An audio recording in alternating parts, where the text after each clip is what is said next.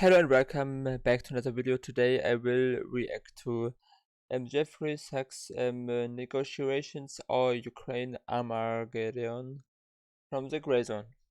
The Grey Zone has a bias. I don't know how much of it is true. People say it is left propaganda, but and conspiracy theories, but this must not be true. Just because Wikipedia says it, and Jeffrey Sachs is a professor at the Columbia University, and here on his Wikipedia page is written he is known for his work on sustainable development, economic development, and the fight to end poverty, which so far sounds good. So the bias are as they are. I can't change it. And what people write on Wikipedia as an essay must not guaranteed be true. So we will now watch the video. I have not watched it before. I just heard the main message out of it in the tweet. I saw it, and yeah, we will now watch the video. I hope you will enjoy it. I am definitive for negotiations between Russia and Ukraine. Only this will end the war. And at some point there will be negotiations. All wars end with, and also most wars in history end with negotiations. So at some point there will be negotiations, and why not let the negotiations be earlier, so not so many people die. It's all about. I don't say that. Definitive, what Russia did was wrong, and yeah. So I don't claim that Russia is right in any way. I just want it so as few people as possible die. That's why I'm a pacifist, and I'm against war, against weapon delivery. I'm against other countries bringing weapons into Ukraine. We say we support Ukraine, and yeah, but our support leads to people dying, and that's definitely not correct and right. So I'm against any kind of war and anything which makes the war longer. So people will on this moment definitely be against me. Some will agree with me, some will be against me. But I am for peace. So if you are against me, you are for war. You approve the war and you support the war, because I am against the war. We have just different we just think differently in how the war have to end, and what the consequences are maybe, but we all wanted the war ends. At least that's what I assume. So let's rewatch now this video. I will pause in between, but yeah, that's my bias. I want that the war ends. You know my bias? I am pretty much okay with anything happens as long as the war ends. So, and of course against nuclear attacks I'm also so. But whether now Ukraine have to give up some of its territory, whether now Ukraine wins the war, or whether Russia wins the war, as long as the war ends as soon as possible, I'm okay with the most. Maybe not with everything, but with the most. But the war should end first. My bias. Now you know.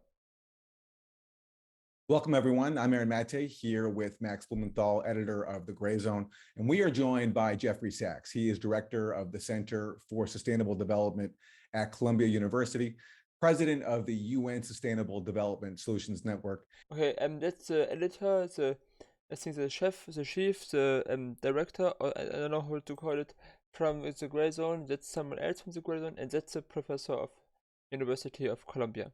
So also the names are written there. I saw it a moment ago. And served as chair of the Lancet COVID-19 Commission. Jeffrey Sachs, thank you for joining us. It's a great pleasure to be with you. Thank you. I want to get your take on the latest in Ukraine. President Zelensky has just called for preemptive strikes against Russia, although a spokesperson later clarified and said he meant preventive sanctions. Biden, meanwhile, talking about the world not being in the situation of facing the prospect of Armageddon. Armageddon, okay. I didn't know how to pronounce this word. Since the Cuban Missile Crisis, also claiming that Putin is not joking when he talks about the potential use of tactical nuclear weapons or biological or chemical weapons. That's Biden saying that, although I haven't heard Putin say any of that specifically. Meanwhile, Biden also said that the US is trying to figure out an off-ramp for Putin. My question to you is, what do you make of this charged rhetoric right now? And do you think the US is actually seriously interested in seeking an off-ramp at this stage? Well, I take all of this very seriously because we have a war between two nuclear superpowers. So this is a terrible situation. This is a war between Russia and the United States. The U.S. Does not have that many people on the ground. We don't know who really is on the ground in Ukraine from the U.S., but a lot of weapons are, finance, intelligence. This is the U.S. is fighting this war, and this is quite clear. And that means two sides, each that have arsenals of 1,600 or so active nuclear weapons in a war that is of tremendous significance for Russia on its border, and so far where the United States is saying we will continue to do whatever it takes to defeat Russia. Well, when you have superpowers talking in that way, you better damn take it as a big threat. And I have not appreciated the U.S. policies in this all along, because I think I'm actually a little relieved in a weird way that Biden said this, because I felt this all along. I felt that the U.S. policy was on a path of escalation and that they didn't have an off-ramp in their minds. By the way, there's an obvious off-ramp, and this is the whole point of this war, if you really know something about it from the beginning. And the off-ramp is that NATO says we're not going to enlarge to Ukraine. There's also something in the 2+4 contract between the United States, Soviet Union at the time, 1990, I think it was 1990, or 1989, the East Germany and West Germany. So the 2+4 contract, maybe even France and Great Britain, because the 4 occupying powers and the 2 Germanys, 2+4 contract, 1989, I think. There was now a written paragraph which says we would not expand to the east. As I know, as far as I know, it was someone just said this. It was like a vocal promise, or something said they would not do this, but it was not part of the contract. And yeah, maybe the Russians should have insisted that it is a written part of the contract, so they agree, that East and West Germany unite as Gorbachev did, but they didn't. So maybe this was a mistake. I think it was definitely a mistake for Russia. But yeah, in this contract they, as far as I know, someone said, probably from the United States, that they would not expand to the east. Which they did then, of course, with Latvia, Estonia, Lithuania, Poland, and also more south. They did. So they broke this promise which they just said and have not written in the contract. So it is nothing that Russia can really later put the finger on and say you have broken the contract, because it was not part of the contract. But yeah. Period. That was the off-ramp that would have prevented the war. That was the off-ramp that would have stopped this war in March, when Russia and Ukraine, under the mediation of Turkey, exchanged documents and said publicly, as well as the Turkish mediators, we're close to an agreement. Many of us think that the U.S. rushed in and said, oh, no, don't do that. You know, we don't know ever with our government what's really going on, because they don't tell the truth. That just goes with the business of government. I mean, there have been negotiations, and I think many of the things which were discussed is not publicly available. Maybe from the Secret Service or so, but yeah, no one should trust the Secret Service, not any longer after what they did in Iraq 2003, where they lied and lied and lied and lied and just to fight the stupid war. So, and people now say that we should trust the Secret Service, then I can just loudly laugh because we did this. I mean, some did this, and it was not very good to trust the Secret Service because they just lied. They just made all of the things up to start this war in Iraq 2003 with George W. Bush and who was it in Great Britain? Who was it? Who was Prime Minister of Great Britain during the Iraq war? I just forgot the name.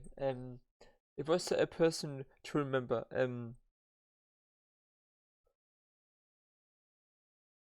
I can't figure it out right now, but you know who I mean probably. They all lied. Way that it's viewed in Washington, but my feeling is that there are a lot of signs that the U.S. has been against a negotiated end to this war, because my interpretation is that this issue of NATO enlargement is a deeply held objective of the United States going back to the early 1990s. It's as deeply rejected by Russia since that time. I've watched it on both sides. That's why we have a collision course that continues to escalate, and why we should take damn. I also think that I mean, Putin often said, when I'm not mistaken, that I mean, here in Russia, there are Russian presidents before, and also I mean Yeltsin, they were against the expanding of the NATO. I think even Yeltsin, and Putin, of course, also. So they always said that Ukraine, or he always said Putin, because he is now in charge for 20 years. He always said that Ukraine is a red line. Ukraine should never get into NATO. And when I am not mistaken again, the Ukraine government before Zelensky, a few governments before Zelensky, they put it into the constitution that they would join NATO, and that the goal is to join NATO. I mean, the war was or that something happened, something like this or something similar was predictable. I mean, when the escalation continues in the way as it did, I also don't understand in general why the NATO was not dissolved together with the Warsaw Pact in 1991. Why if the Cold War ended and the Soviet Union was dissolved and the Germany united, why not? Why at this time they should have also dissolved the NATO as a military alliance which was created to unite the Western countries against the evil and bad and whatsoever what they thought at this time about communism, Soviet Union. So when the Soviet Union was dissolved, the NATO should have also dissolved. So or they should have created a new secret or security organization where also Russia is a part of, to really create a better Europe. But that's all. I mean, now we can talk this very easily because at this time they haven't done this, so yeah. Anyway, let's continue. Seriously, this nuclear threat, but why Biden should ask himself, okay, well, good, he's asking what's the off-ramp, I'll give him the suggestion. We should never have suggested NATO enlargement to Ukraine. And we should stop now, because Putin was very clear at the end of 2021. Here are my red lines. And the core of them, the core of the red lines was neutrality of Ukraine. And I called the White House then. I said, that's good. That's actually right. That's not just a concession. That is right for all sides. And by the way, if the United Nations, I mean not, if NATO would say Ukraine cannot join NATO, it would not in the slightest way change anything about Ukraine's sovereignty. They have all the right in the world to ask the NATO to let them join, but NATO is also not forced to let everyone join. So as the people are always saying, but Ukraine should have the right to join all organizations they want. They have the right, but NATO could just say that they don't want Ukraine, or that they will not take Ukraine in. So nothing in the slightest way would change anything about the Ukrainian sovereignty. If NATO would just say this, it would not. Anyway, it's so stupid. I don't understand why sometimes people are so stupid. The White House said, we don't like that. We believe Ukraine has the right to join NATO. As he says, maybe he will say the same thing as I. Let's see. I said, it's not a right because it impinges directly on Russia's core security perceptions. You better talk. No, we're not talking about that. Well, they better talk. That's. He didn't say it in this way, but I'm sure he would also agree with me that Ukraine has the sovereign right to join every organization in the world. But the organizations they want to join have also the right to not accept their joining. It's so easy. Anyway. That's my bottom line. They really had better talk about this issue. By the way, you can't have Zelensky negotiating with Putin. This is a war between the US and Russia. And we need to have the President of the United States and the President of Russia talking with each other and avoiding Armageddon. That's, I think, the bottom line. And Zelensky, by the way, said he wouldn't even negotiate with Russia insofar as Putin is in power. So Zelensky's taking care of that problem already, I guess. Look, I've studied the Cuban Missile. When I read this from that Zelensky forbids himself to talk with Putin, it was really it's weird. And why should he forbid himself? Does he think that under certain situations or circumstances he would talk with Putin? And now that he has forbidden himself to do this, it is clear that he cannot. Also, I don't know. It looks weird on this one side, one side, and the other side is just stupid because if you have this war with another country, then you should talk with one another. Maybe you don't agree, and maybe you don't even find a common point, and you have to continue with the war. But to forbid yourself to talk with the other guy, it's just stupid. Missile crisis. All my life, all my professional adult life, I wrote a book about the aftermath of the Cuban Missile Crisis. I've looked at this issue in great detail. We came close to nuclear Armageddon exactly 60 years ago. Yes, there is a nice video from Real Life Lore about this thing.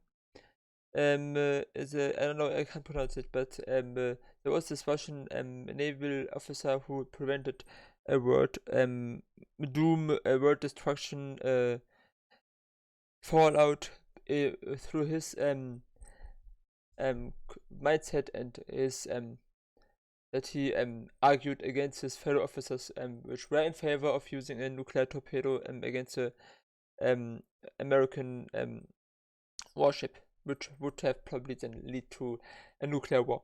So yes, I will maybe put a link to this video into the description. This month, by the way. And during that period, one of the provocations was Castro saying, fire, telling Khrushchev, make a preemptive strike, just what Zelensky's doing right now. You could kind of understand it, but you know what Khrushchev said when Castro said, you should make a preemptive strike? Khrushchev said, my God, this is supposedly our ally who would end the world. We better negotiate. We better speed up the negotiations because this is not stable. And when Zelensky says these things, I'm horrified. So Khrushchev is through what he says, much more intelligent and wisely than Biden. And yeah, they walked it back, but he didn't say sanctions, by the way. He said preemptive strike, and Zelensky has said similar things. And they talk recklessly, maybe understandably. I have not read directly what Zelensky said about this, but I could imagine this, that it's true, and probably it is true. And also that he then later said he meant something else, he meant sanctions. Is also probably true. And yeah. Given their circumstance, I don't think so. I don't like it. And I think it shows how unstable this is. And by the way, during this whole period of this proxy war, where this is really a confrontation between Russia and the United States, we have pretended that it's a confrontation only between Russia and Ukraine, first of all. And we've said constantly, whatever Ukraine says, this is, that's the right thing. And so we're kind of giving carte blanche to the most extravagant, dangerous, provocative statements. And another example, okay, we don't know for 100%, but let me do a little quiz. Russia is in control right now of the Zaporozhye nuclear power plant. It is being shelled. We hear that's very dangerous, which it is. You shouldn't shell nuclear power plants. Now, one side controls the plant. So who is actually shelling the plant? Well, our media say, oh, we don't know who's shelling the plant. And they can't put one and one together to say, well, if Russia's in control of the plant, maybe they're not shelling their own plant. Maybe it's Ukraine shelling the plant. Well, I can tell you, I speak to a lot of people. It's almost surely Ukraine shelling. I mean, both sides saying that the other side is shelling the plant, and it's difficult to get neutral sources in the war, and yeah, so we don't know. It's just probably likely that Ukraine is doing this. It's not proven, and yeah, so I mean, maybe also another country is selling it. Maybe also Russia is selling its own thing, or it is in reality controlled by Ukraine and Russia sells it. So we don't know. It's very not easy to get easy and neutral information. So, you should always listen to different sources. So not just one website or one news media. Also different. For example, use also Al Jazeera often. It's from a complete different perspective from Qatar, I think. From a complete different perspective. So not a Russian website, not a Western website. So it has a different viewpoint on everything. So you should read maybe also something from the American, maybe even something from the Russian, and maybe something from Europe. So you have as many different sources as possible, and then you can compare and yeah. The power plant. And we can't bring ourselves to express a simple truth. And that hurts because they continue to shell the power plant with impunity. And we should say, stop shelling the power plant. Yes, it would be good if you had control of the power plant, we can say to them, but don't shell a nuclear power plant. But we can't even find those words. That's the problem. Because we're kind of faking the whole thing as if this isn't a US-Russia thing. Then we say, okay, do it, go, defeat Putin, that's great, that's what we want. Defeat the guy with 1,600 active nuclear warheads and several thousand more in reserve. Go ahead, go do it. As if this isn't our Armageddon that we're heading to. And that's really been a massive failure of this administration till now. One thing I've learned I'm 67 years old. I've been through a lot of US wars, Vietnam, Laos, Cambodia, Nicaragua, Iraq, Syria, Afghanistan, Libya, Yemen, and more.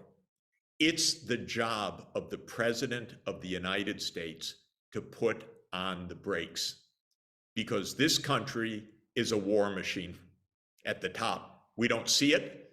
We don't know it exactly. Eisenhower told us about it with the military-industrial complex. This country is a war machine. The main job of the President of the United States is to stop the war machine from making wars. And we are now in an escalation heading towards Armageddon, according to the president. That's not a spectator sport. That's his job, to keep us away from Armageddon.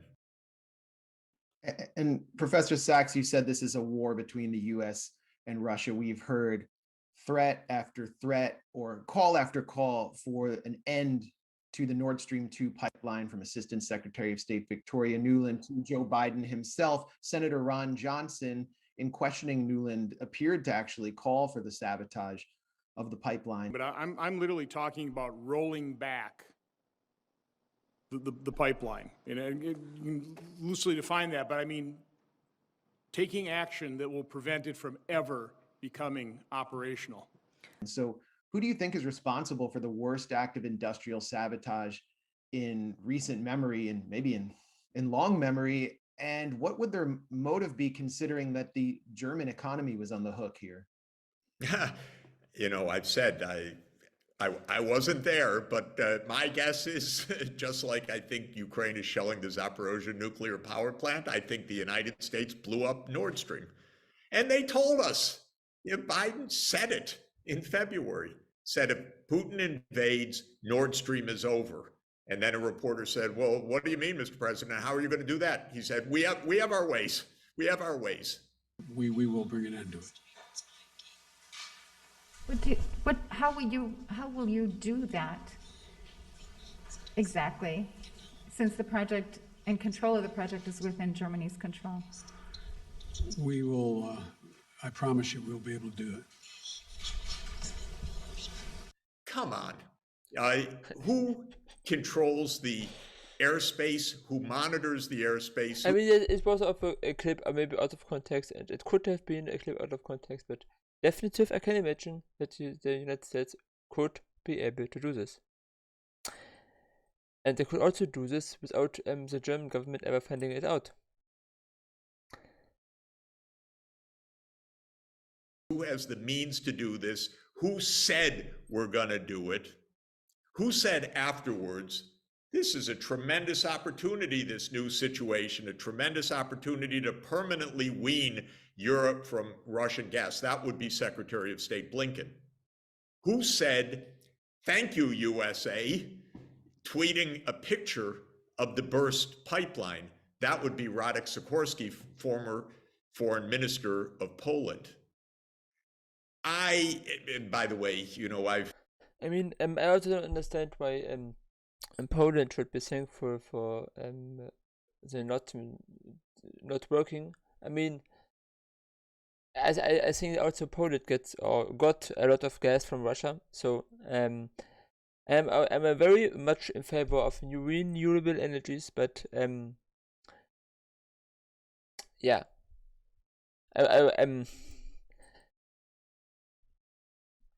the reasons why they now shut down Nord Stream 2, I think are very I mean, it's obvious, of course, but I don't like the reasons. But yeah, I can also I mean, it's easy to assume, and it's we can all agree on that the United States would be able to do this, and as he said, they also have some motivations. So who now exactly did this doesn't matter now, because it's not broken, and through the war in Ukraine we also don't want any Russian oil anymore, or gas, so it doesn't matter anymore. But the United States are the winner in that situation, so they win a lot of new customers with their fracking gas, and with LNG terminals now getting built, and so they profit from this whole situation. Anyway, let's continue. I've been in touch with reporters in papers that say we don't know, or even worse, who say Russia did this. And then I talk to very senior reporters, and they say, Jeff, of course it's the U.S. What do you think? But it doesn't get into our news. My guess is, my guess. I mean, of course, you could also argue Russia did this so they can, I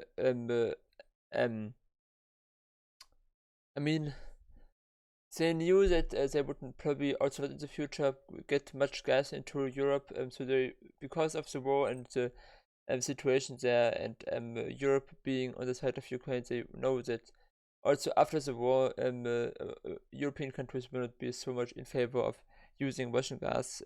So you could maybe argue that they explored it through this and just to blame someone else. So I'm not sure, because at least the Western countries, also countries, my country, Germany, and I think also other countries, France, Great Britain, of course the United States, and so they, I mean, the people there think that Russia did this, or that Russia let this done by someone else, maybe, I don't know, but I mean, for what reason should have Russia did this, have done this?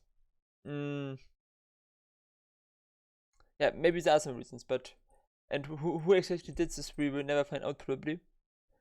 Except some whistleblower, maybe tell us something we don't know, and public some sources we don't know or we don't have any access to. So maybe. Guess is that we're going to hear from Europe's investigators in a week or so. Very hard. We don't know. Trail went cold. Very hard to tell. We'll keep looking, but we don't know. But terrible blow, terrible blow. That would be consistent with the US doing it. And the fact that things went a bit quiet after this, rather than parliamentarians throughout Europe demanding our core infrastructure was blown up, tells me that they're told, keep it quiet, keep it quiet. We don't. And also, I mean, we built this stupid pipeline for years, and I mean, it is so completely worthless spent money. So now it is worthless. I don't understand that also the Green Party here in Germany, which is for environment, at least they label to be for environment, for against climate change and against warming up the earth through climate change and human activity. But then they are now in favor of building LNG terminal, which are also very energy costly. So it's not very and very positive for the environment if the gas is then put into LNG gas, and the transformation is not very good for the environment, and then with gigantic ships across the Atlantic and here, instead of using the pipeline which already exists. So I'm just saying that's not very good for the environment. And of course we should have built and create more renewable energy sources like solar panels and so, and windcraft. We should have built more infrastructure for this for the last decade, but we haven't. And that's also a mistake from the previous government. We want to know exactly what happened. So I can't prove this, but it sure does, to my mind, put all the suspicion on the US side. Warnings, motive, capability, subsequent behavior, strange statements. To my mind, it adds up. I don't think Russia would blow up its core infrastructure. That doesn't make sense. And anyone else that did it would, with Poland or Denmark or anyone else, that would be NATO, that would be with the US. President Joe Biden has said, Professor Sachs, that there will be an investigation into what he has deemed an act of deliberate sabotage. He said he'll send divers down, which is interesting because he knows that divers can reach it. But do you think that this investigation will be a whitewash like the kind we saw the Organization for the Prohibition of Chemical Weapons carry out, where inspectors were actually censored and even attacked by OPCW leadership around the Duma Syria chemical weapon attack allegations in April 2018? And what do you make specifically of that allegation. I don't know anything about the Syria event. I don't know if the US was also involved in to what degree. So don't say anything about this. I don't know about this. Just other things. I have informed myself more, and I also don't have the best resources. I mean, I also don't have the best sources. Probably there are mistakes in my research, and it's not complete, of course not. But it's just interesting to see that the United States is profiting now from the situation, and yeah. So take everything I say also with a grain of salt in general. So research yourself and don't take anything I say for seriously. I mean, seriously, you should take what I say, because what I believe. I mean, I say the truth about what I believe, but also do your own research in general.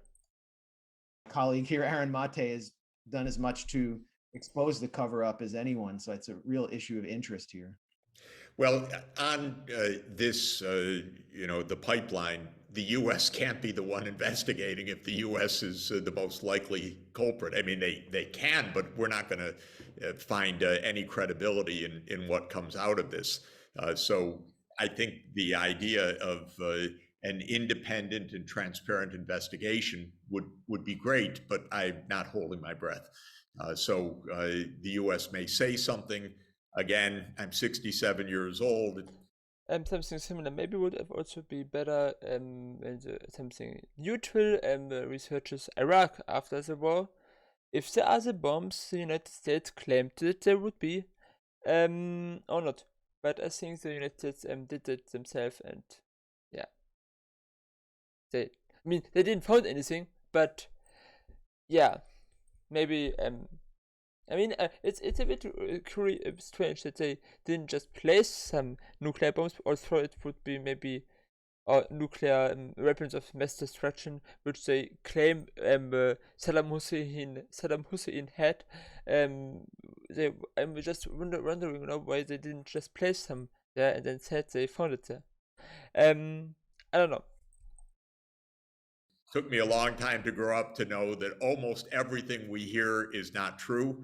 We are a security state. We have a secret state, which runs most of our foreign and military policy, of course, and we don't hear the real thing. So I'm not putting too much stock in what the U.S. comes up with. I'm a little more curious about what the Europeans say. It's their infrastructure, after all. It's their economy. It's their gas pipeline. And you would think that they might be interested in actually knowing. But what's also true is that if they do find out or they do know, which I presume they do, they're not speaking also, because the U.S. they think is their security umbrella. I think the U.S. is the great provocation that threatens Europe just about as much as anything right now. So I don't know if we'll ever find out the truth, but frankly, there's so the truth. What means the truth is we will probably never really find out about many things. And sometimes we have a little bit of the truth when people like Edward Snowden or other people, Jeffrey, how was it? The guy who then became the woman, Manning, I think was, I'm not mistaken. Sometimes we find out through whistleblower, but often the truth is just stays a secret forever. So many issues that we never find out the truth about because we never really look. And when you have a state based on secrecy and impunity, and like in Love Story, never having to say you're sorry, the CIA doesn't say, oh, we made a mistake, so sorry, let's have a careful review of what we've done. We're not going to find out about Syria. We're not going to find out about this, not from the US at least. On Syria and the chemical weapons, I listen to you guys. I'm not enough of an expert or inside to know, but what I do know as a very basic point, the US, of course, really instigated the war in Syria in 2011. It was the plan, like 100 times before, to overthrow Assad. President Obama signed a presidential finding to task the CIA to work with Saudi Arabia and others to overthrow Assad. This was Operation Timber Sycamore. What is amazing to me about the whole... I also don't know too much about this, so I also don't lean too far out of the window about this. Yeah, it was before the time where I really got interested into politics. I mean, not like now. Whole thing, not like Ukraine, is that there's almost not been any coverage, review, explanation of this. We heard only this is a civil war. That's what we heard again and again. And then we hear even more extraordinarily, Putin intervened in Syria. Look what the Russians have done. Putin intervened years after the US took action to overthrow Russia's ally. But we can't get this story told. I think the New York Times covered Operation Sycamore one day, if I remember, something around 2016. Nothing beforehand, nothing after. And I knew a lot about this in those years at the time because I knew what was happening through diplomatic channels and so forth. It was like reality here, weirdness of our mainstream media here, and a narrative that was completely devoid of facts for years. And newspapers that are, of course, absolutely counter-informative. Quick question on Ukraine before we move on to other topics. What do you think guides the U.S. officials who are overseeing the current policy? I mean, we had someone like Lindsey Graham recently say that as long as the U.S. arms Ukraine, they will fight to the last person. 4 months into this thing, I like the structural path we're on here. As long as we help Ukraine with the weapons they need and the economic support, they will fight to the last person. Do you think that's the prevailing mentality right now? And why are they so determined to sacrifice Ukraine in this war against Russia? And if I could piggyback on that question, Professor Sachs, since you mentioned the Cuban Missile Crisis and your understanding of it, throughout the Cuban Missile Crisis, the Kennedy brothers, John F. Kennedy, Bobby Kennedy, were pushing back against the Joint Chiefs. Then later in Vietnam, although LBJ was going along with the Joint Chiefs, he was listening to figures like George Ball, Assistant Secretary of State, who was an opponent of the war. Do you have any insight into the thinking of the Biden administration? And is there anyone there who is resisting this drive towards nuclear escalation?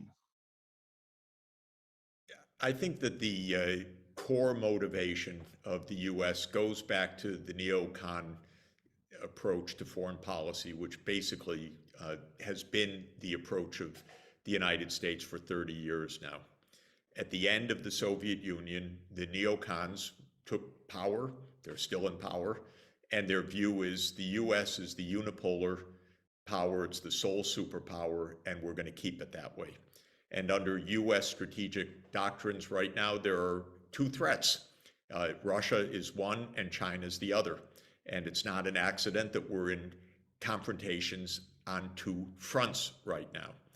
So when it comes to Russia, Zbig Brzezinski pretty much spelled this out in his very interesting book, The Global Chessboard, Grand Chessboard, A Global Chessboard, 1997, where he said that Ukraine is the geographical pivot of Eurasia. And I would really laugh if there would not be any superpower. And if there must be a superpower, then please too. So no single system can take over the world, or no single system can influence everything. This would be great. This was, I think, one of the great advantages of when the Soviet Union was still existing. So we had two superpowers, and none of them could have gained too much influence. This was the big advantage of this time. There were also many disadvantages, but this was a big advantage, in my opinion. And I don't want that either the United States or China or Russia to have too much influence. because the United States is not the real haven, hell, not, I mean, the real center of democracy and freedom and humanity. You can see this in any video where about police brutality in the United States and other issues, which of course many countries, including my own country, Germany, have many different issues and problems in their society and in their economy and in their social structure, police, and everything. So there are many problems in all the countries, including my own country. But I don't want that a country like the United States have too much influence on the world. And probably China is similar. They are both authoritarian in a certain way. Just in the one way, you have the feeling it is a free democracy, and in the other, it's not. You have not the feeling. So both are in this way similar, I would say. So I don't want that any of those gain too much influence, and Russia is probably also somewhere in between. So yeah, that's so a really free world should be that all the countries can do whatever they want, and no other country intervenes and steps in with military boots and force their system and their beliefs and their things onto the other country. And that's why I think that pacifism is the most important thing in the world. My own political opinion, that I'm a communist, that I believe in communism, that it is good if the government regulates certain things and also can do so. I mean, I'm also kind of an anarchist, but I mean that everyone that everything is owned by everyone, and that there's this basic belief of communism and socialism and maybe even a bit anarchism. All these beliefs are secondary important, because the primary most important thing is pacifism. No wars between the countries. Every country can have its own unique system. They can have weird religious beliefs. They can have weird ways of getting the government, kings, whatever. As long as they are peaceful with one another, they can have all the economic. They can have different economy systems like communism and capitalism. As long as it all just takes part in their own country. So imagine every country would, there would not be any war in the world. No, between no countries in the world. And the United States would have a brutally capitalistic world, and another country would have a religious state, and there would be a democracy, and so on and so on. Maybe even some kings and dictators or whatever. As long as they all stay inside of their own countries, just some systems are more, I think, into exploiting other countries rather now through war or economy than other systems. But if they would all stay in their own country, I would be perfectly happy with some countries having dictators or some countries having a religious state with very weird things to happen. And it's not my matter.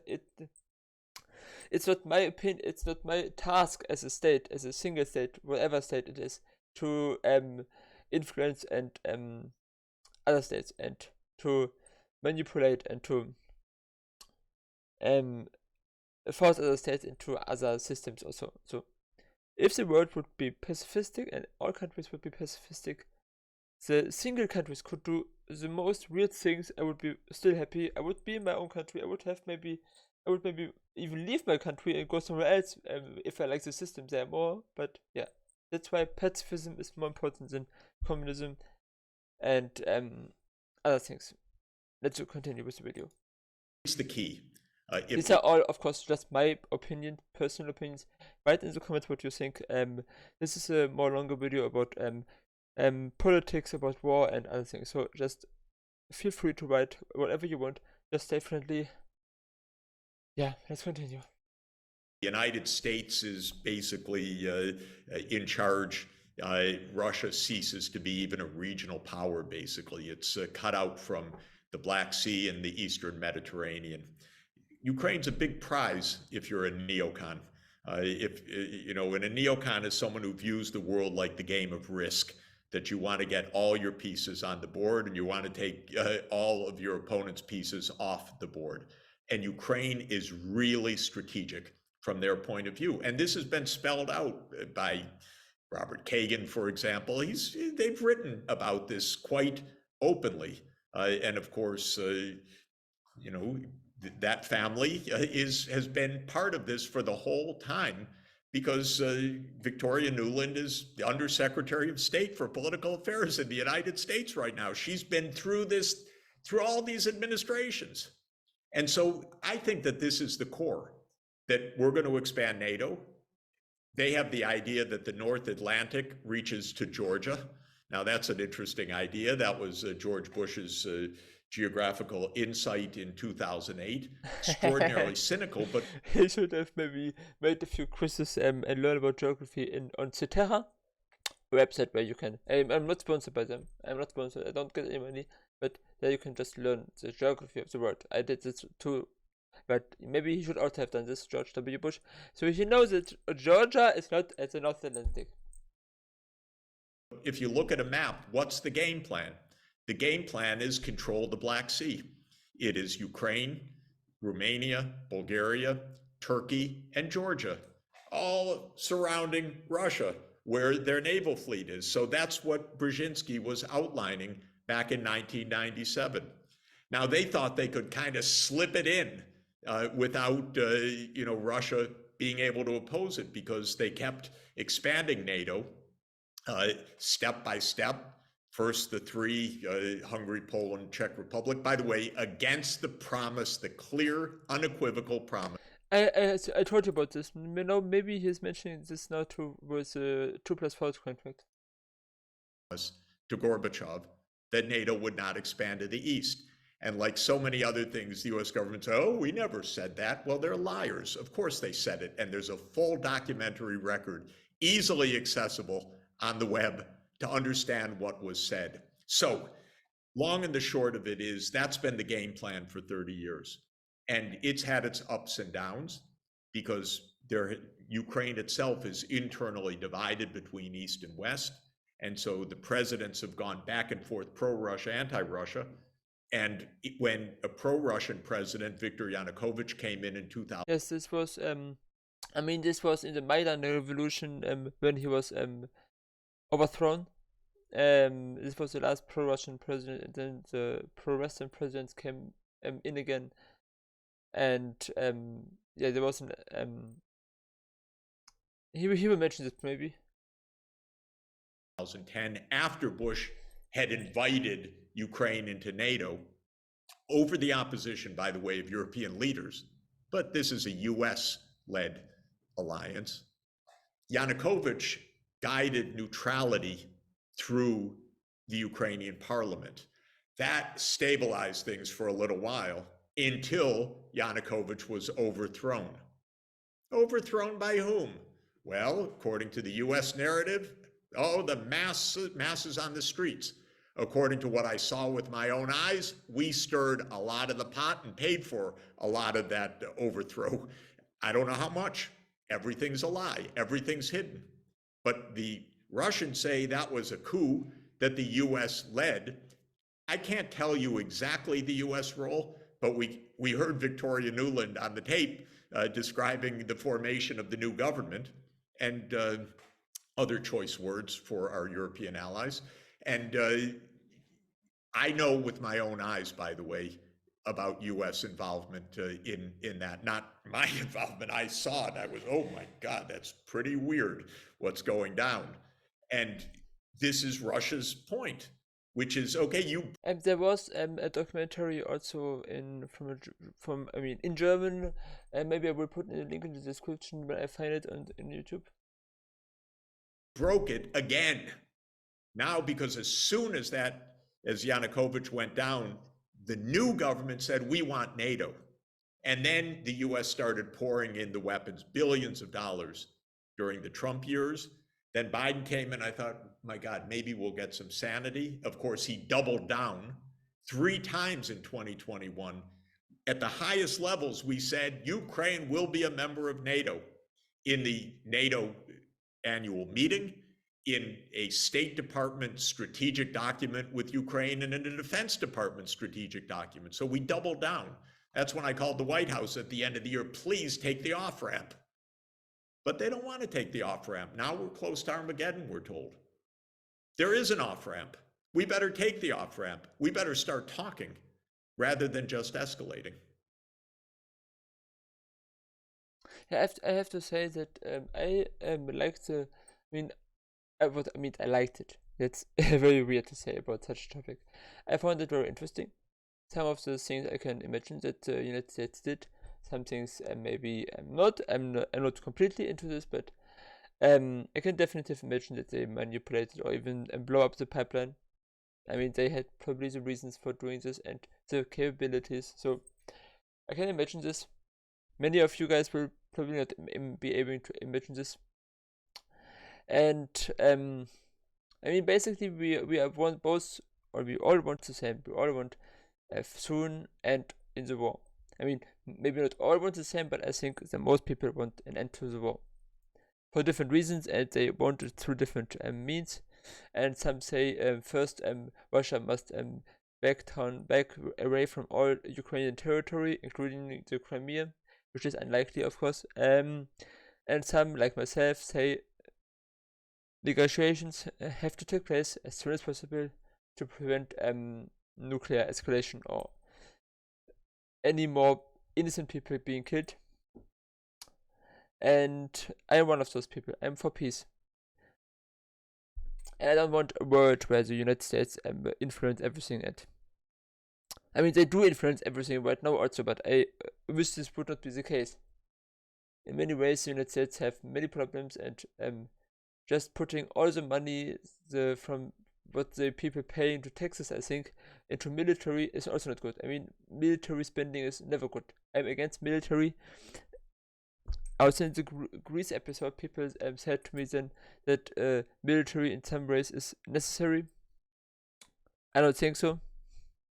As I described earlier, a world without military would be much better. And if all the countries just do their own fucking thing in their own country, it's okay. Let them do. It's not our business to interfere, to intervene. But yeah. I mean, I'm not sure if I will upload this video on my main channel. Maybe I also will have a second channel for this, or I mean, I have second channels, but maybe I will use one of those, or I will create another second channel just for things like this, for a bit more controversial political videos, so a main channel does not get influenced. Let's see, I'm not sure yet. But if you enjoyed this video, subscribe to me, to this channel or the other channel. I'm not sure if I will even connect them, so I'm not sure yet. So just subscribe to the channel where I upload this, and maybe others too from me when I connect them. Yes. So have a nice day.